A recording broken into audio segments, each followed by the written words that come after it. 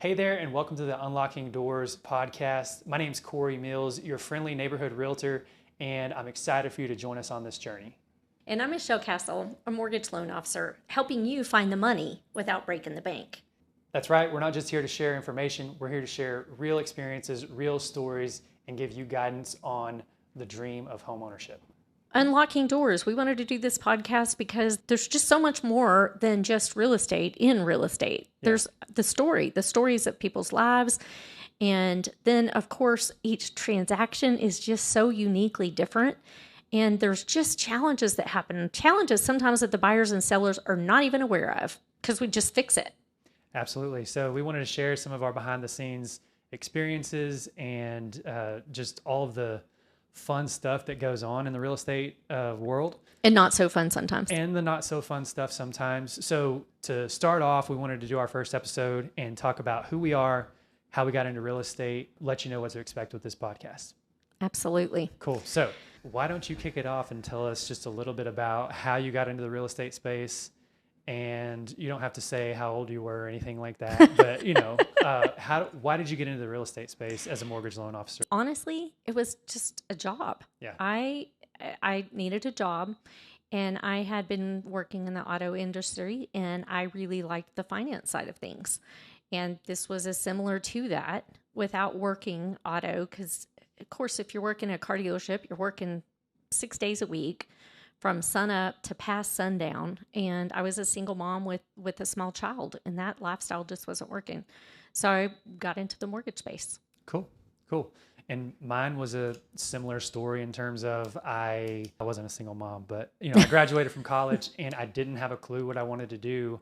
My brother was selling real estate, and I told myself, well, I need to do something to make some money. So I'm going to do that until a better opportunity comes along, and I'm almost 10 years into it and I haven't found a better opportunity yet. So it's worked out. I've enjoyed it. I think about the whole home buying experience. And since that time, even whenever I got into the mortgage business, I was already on my second. Yeah, I was on my second home by then. Yeah. And I knew that I always wanted to buy a house, had no idea how to buy a house. And fortunately, ran across someone that really helped make that process easy between real estate and mortgage. I know that doesn't always happen for people, and I feel bad whenever they are in the middle of a real estate transaction and don't have a clue what's going on. So the first thing I wanted to do whenever I was in the business is really be more of an educator than, just someone that's, here's your loan, now go find a house. Right. And, just the education piece really mattered to me. Yeah. And that was something whenever I got started that was huge in just being able to show people that I at least know what I'm talking about. Because I was fairly young, and a lot of people, if they knew me, they knew my older brother, and they knew that he had been licensed for several years before I got licensed. And they were you were the baby in the family too, in a small community. Yeah. And so I felt like, for people to take me serious, they had to know that I knew what I was talking about.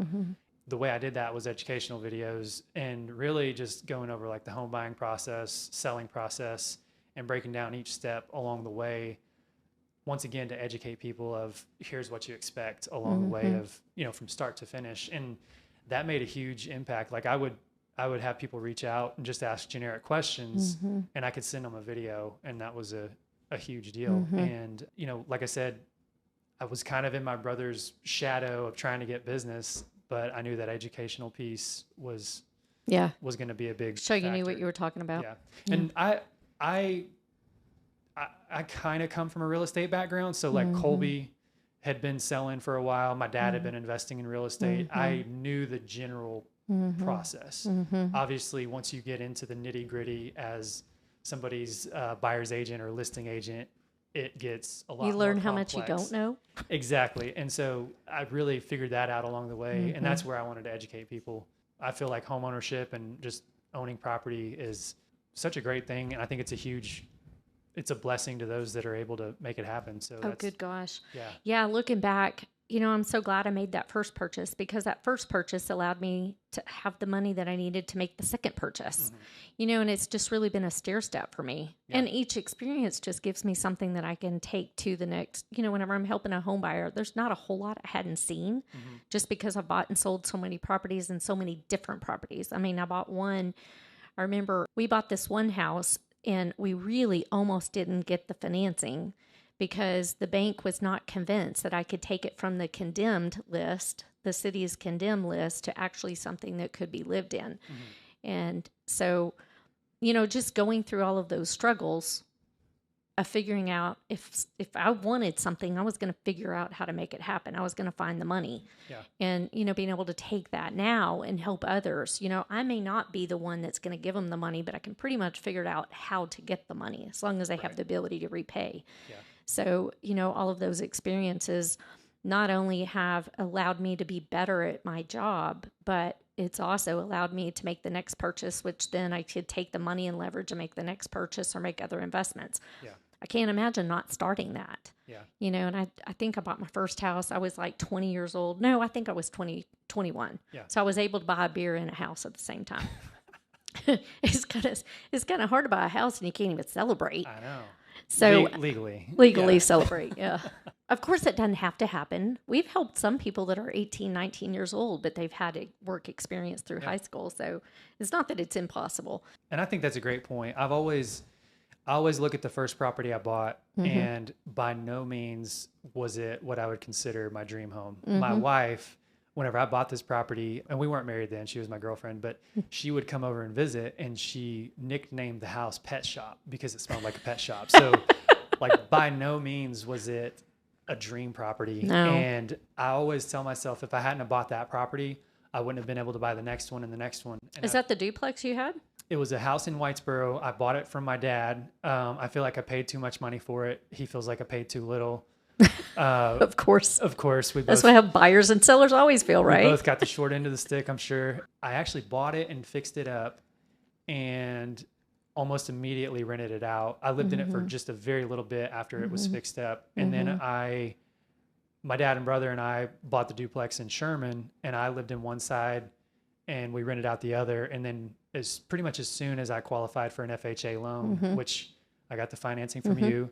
But as soon as I qualified, I bought them out of it, and I lived in one side for free pretty much. And then I think I stayed there for 2 or 3 years, and I had a very small, it covered my principal, interest, taxes, and insurance. And then I had to pay some utilities, not all of my utilities because the rent covered most of that, but I was able to save up quite a bit of money. But I look at that first purchase and I almost view it like playing a basketball game. If you're either on the bench or you're playing, and if you're not getting any playing time, meaning you hadn't taken that first step to buy that first house, you just kind of stay on the sidelines the whole time. And there's never a great time to, you just have to do it. You just have to, right. You can't, I don't think you can time the market. I don't think you thought you paid too much. Yeah. And just like everybody thinks they pay too much for, I wish I could have bought 15 of those houses. Absolutely. I would be retired and but that's not the case. Yeah. So. Well, I look at, I was even driving through the neighborhood. It's always fun. And I kind of have a real estate addiction. And so So I've drive through the neighborhood sometimes and I go, man, I remember when I bought that house and I paid such and such. And then you look back, or you even go look up the property values on those homes. And even though each one of those homes I thought I paid the top of the market for each one of them. Yeah. I mean, golly, there's houses, this dates me, but 15 years ago, maybe 20 years ago, I'd paid $50,000 or $55,000 for a house that's now on the market for $250,000. I'm not kidding. Yeah. And so it had, even though I thought I paid too much, if you wait long enough, the market's going to catch up with whatever it is that you paid. Yeah. So I just, like you said, I wish I had bought more of them. Yeah. But I think timing the market too, I've been really fortunate in timing the market and selling them when I felt comfortable selling them. Yeah. But I always had a plan for what I was going to do with the money after I sold the house, which then, just has allowed me to just continue to build a nest egg. Yeah. Yeah. And I couldn't have done it without real estate. So that's why I think this podcast is really important, so we can help people realize that, maybe it's scary, maybe it's overwhelming, maybe it's frustrating, but it's also exciting at the same time because you are doing something good for yourself. Yeah. And just knowing your experience in real estate and my background as well, I think that this podcast is something that people can look at whether you're that first time home buyer and you get to kind of hear our experiences and the do's and don'ts and how to be prepared for that, which we'll probably get into in the next couple of episodes, all the way up to, you know, fairly experienced real estate investors. Cause I know you've bought and sold, you've done some flips, you've had rentals. I've bought businesses, I've bought commercial real estate. Yeah. Yeah. So that's something that we can kind of shed some light on. And I think it's going to be beneficial for several different categories of people to listen to and get some insight. I mean, I'm open to any stories people have or any questions that they have. So, you know, just hit us up with all of those and we'll cover them on a show too. Yeah, that sounds good. Go ahead and subscribe because between the two of us, you don't really know what we might come up with. Right. And so you don't want to miss it. No pranks allowed on the show though. No pranks on the show. Okay. He's crossing his toes, I promise. Yeah. But subscribe. And then also leave us a review. But if it's not a good review, don't leave a review until the show's good enough to leave a review. Yeah. Yeah, please. And then continue to follow us, please. Yeah. Yeah. So we appreciate everybody who's tuning in and we'll see you on the next show. See you on the next show.